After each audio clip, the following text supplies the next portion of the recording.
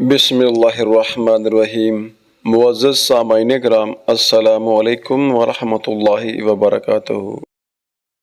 عورت کے پاس یہ صلاحیت ہے کہ وہ حالات کے مطابق اپنے والدین کا بیٹا بھی بن سکتی ہے اور اپنی اولاد کا باپ بھی بن سکتی ہے۔ سر پر دوپٹہ رکھنے سے عورت اللہ تعالیٰ کی رحمت کے سائے میں رہتی ہے۔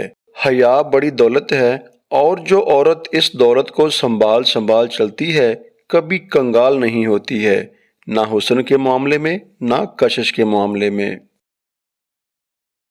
ساری بات یقین اور ایمان کی پختگی کی ہوتی ہے، جیسا کہ اللہ پاک فرماتے ہیں، تم مجھے پکارو میں تمہاری دعا قبول کروں گا۔ آپ کی دعاؤں میں تاثیر آپ کی طلب سے آتی ہے، اور اگر کسی وجہ سے تاخیر ہو رہی ہو تو یقیناً آپ کی بہتری کے لیے ہوتی ہے۔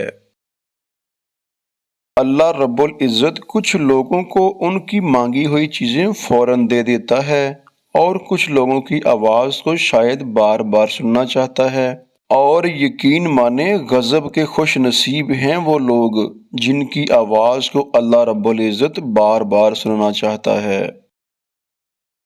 اور پھر آپ کی زندگی میں ایک دن ایسا بھی آئے گا کہ آپ سمجھ جائیں گے کہ بات کرنے کے بجائے خاموش رہنا، قریب آنے کے بجائے فاصلہ رکھنا، اور انتظار کرنے کے بجائے بھول جانا آپ کو کم تکلیف دیتا ہے۔ اللہ تعالیٰ کے راستے پر خوش قسمتی سے چل پڑے ہو تو تیز بھاگو۔ تیز بھاگنا اگر کسی وجہ سے مشکل ہے تو آہستہ بھاگ لو، یہ بھی مشکل ہے تو چل لو، چلنا بھی مشکل ہے تو گھسٹ لو، مگر واپسی کا کبھی بھی نہ سوچنا۔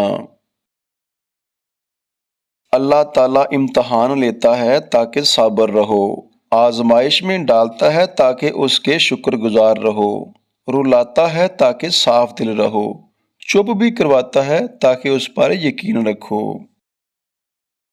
اللہ تعالیٰ جب حفاظت کرنے پر آتا ہے تو سب سے کمزور مکڑی کے جالے کی دیوار راستے میں حائل کر دیتا ہے، جسے دنیا کی بڑی سے بڑی طاقت بھی نہیں گرا سکتی ہے۔